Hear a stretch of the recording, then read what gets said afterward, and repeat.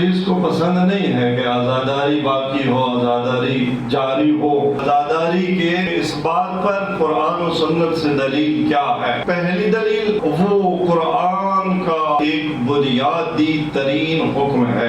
قرآن نے حکم دیا ہے لا تظلمون ولا تظلمون۔ قرآن ظلم اور ظالم کا مخالف ہے، اور قرآن نے مختلف سطوح پر، مختلف لیولز پر ظلم اور ظالم کے ساتھ جہاد کیا ہے، جنگ کی ہے۔ پہلا لیول قرآن یہی کہتا ہے کہ لا تظلمون، دیکھو ظلم نہیں کرنا، اور اگلی بات ولا تظلمون، اور ظلم سہنا بھی نہیں ہے۔ نہ ظلم کرنا ہے، نہ ظلم کو برداشت کرنا ہے، یہ پہلا لیول۔ لا تظلمون فتیلا، قرآن بڑا شدید حکم دیتا ہے کہ ایک دھاگے کے برابر بھی ظلم برداشت نہ کرو، پہلی بات۔ اگلی بات قرآن نے اور آگے بڑھایا بات کو، فرمایا وَلَا تَرْكَنُوا إِلَى الَّذِينَ ظَلَمُوا فَتَمَسَّكُمُ النَّارُ۔ کسی مصیبت میں پھنس گئے ہو، کوئی تمہارا حق پھنس گیا ہے، جتنی بھی مشکل ہے، جتنی بھی پرابلم ہے، خبردار ظالم کا سہارا اور اس کی سپورٹ نہیں لینی۔ سزا کیا ہے جس نے ظالم کا سہارا لیا؟ قرآن نے فرمایا کہ خبردار اگر ظالم کا سہارا لیا تو فتمسکم النار، تمہاری سزا آگ ہے جہنم کی۔ ظلم کے حوالے سے قرآن کریم نے آگے بات بڑھائی کہ قرآن نے فرمایا کہ لا يحب اللہ الجہر بالسوء من القول الا من ظلم، خدا کو پسند نہیں ہے کہ برائی کی پبلسٹی کی جائے۔ سماجی برائیوں کی خبریں خدا کو پسند نہیں ہے، لیکن ایک برائی قرآن علی اعلان کہتا ہے کہ اس کی جتنی پبلسٹی کر سکتے ہو، ہر مجلس میں، ہر چوک پر، ہر موڑ پر، ہر محفل میں، ہر لسان میں، ہر میڈیا کے پلیٹ فارم پر اسے اچھالو۔ وہ کیا ہے؟ وہ ظلم و ظالم کا ظلم ہے۔ لا يحب اللہ الجہر بالسوء من القول، اللہ کو پسند نہیں ہے کہ برائی کی باتیں اعلانیہ کی جائیں۔ الا من ظلم، مگر یہ کہ کوئی مظلوم واقع ہو۔ نہ ظلم کرنا ہے، نہ ظلم سہنا ہے، نہ ظالم کا سہارا لینا ہے، ظالم کے ظلم کو چھپنے نہیں دینا۔ یہ قرآن نے اس کے بعد اگلا لیول بیان فرمایا۔ اس کے بعد وَلَمَنِ انتَصَرَ بَعْدَ ظُلْمِهِ فَأُولَٰئِكَ مَا عَلَيْهِم مِّن سَبِيلٍ۔ اگلا حکم قرآن نے یہ دیا کہ اگر کوئی مظلوم واقع ہو جاتا ہے تو اس کو مکمل حق ہے کہ اپنے آپ پر جو ظلم ہوا اس کا بدلہ لے۔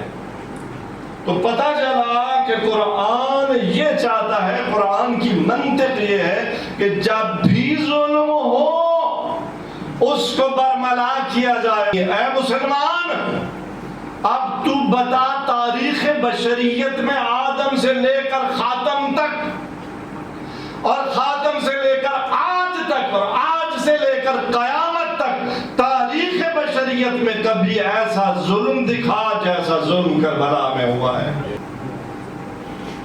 نبی کے نواسے، سید الرسل کی نواسیاں، ان کی اولاد، ان پر اتنا بڑا ظلم، یہ مجلس ظالم کے چہرے سے نقاب اتارنے کا نام ہے۔ یہ مجالس ظلم کی اشاعت کا نام ہے، اور تجھے بھی معلوم ہے کہ ظلم کی اور ظالم کی نقاب کشائی سے تیرے اسلاف کا چہرہ سامنے آتے آئے، اس لیے تو سوال کرتا ہے، وگرنہ تجھے بھی معلوم ہے کہ جو ظلم کربلا میں ہوا ہے تاریخ بشریت میں نہیں ہوا۔ ہم اس لیے آزاداری وفا کرتے ہیں تاکہ آنے والی نسلوں کو، آج کی نسل کو، قیامت تک آنے والی انسانیت کو بتا دیں کہ سن 61 ہجری میں کربلا کے میدان میں کیا ظلم ہوا تھا اور کس نے ظلم کیا تھا۔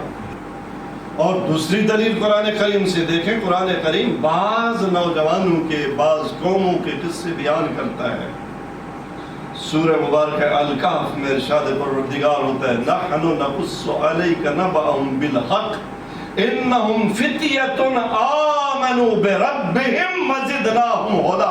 خدا فرماتا ہے اے حبیب، میں ایک قصہ بیان کرتا ہوں، میں ایک داستان بیان کرتا ہوں، میں ایک واقعہ بیان کرتا ہوں۔ واقعہ بیان کرنے والا کون؟ خدا۔ سننے والا کون؟ مصطفیٰ۔ قصہ کن کا ہے؟ اصحاب کہف کا۔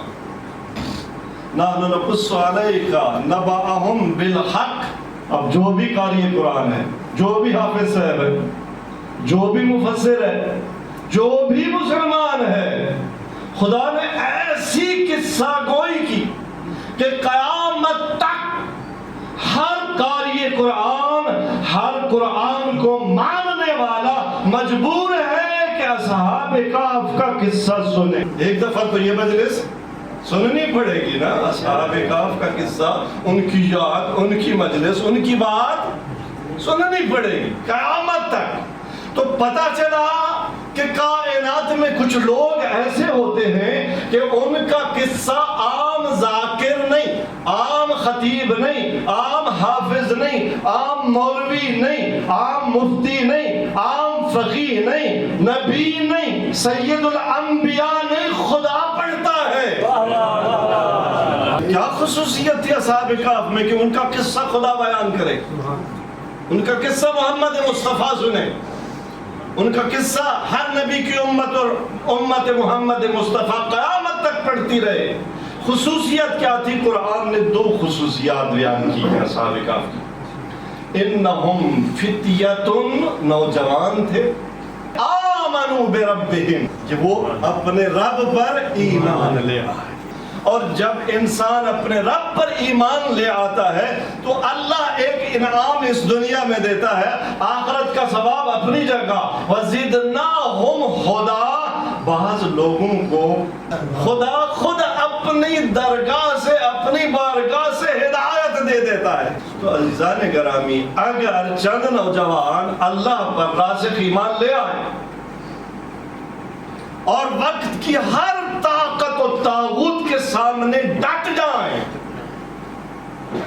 اپنے رب کی ربوبیت کا انکار کسی صورت نہ ہو اور خدا کی بارگاہ سے ہدایت پا جائیں، تو یہ لیاقت پا جاتے ہیں کہ ان کی داستان خود خدا بیان کرے۔ اگر اصحاب کہف اس بنیاد پر یہ لیاقت پا لیتے ہیں کہ قیامت تک ان کا ذکر ہوتا رہے کہ وہ مومن تھے اور انہوں نے ہدایت پائی تھی، تو حسین کو پہچان، حسین کون ہے؟